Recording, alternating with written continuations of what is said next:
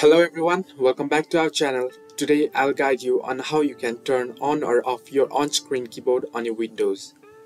Now go to your start bar and search for OSK, which refers to on-screen keyboard.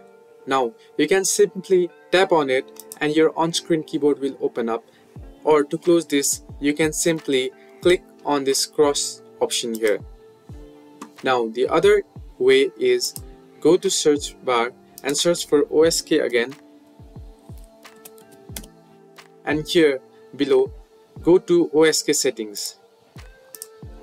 Now once it opens up, you can see your on-screen keyboard and you can find the option to enable or disable it.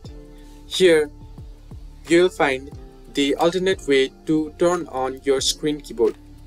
Here you can see press the Windows logo key, Windows plus Ctrl plus O to turn the on-screen keyboard on or off.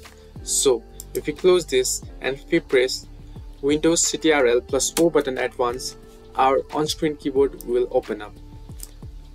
So this way you can turn on or off on-screen keyboard on Windows. Hope you liked the video. Like and subscribe for more, and do not forget to leave a comment down below if you have any further issues.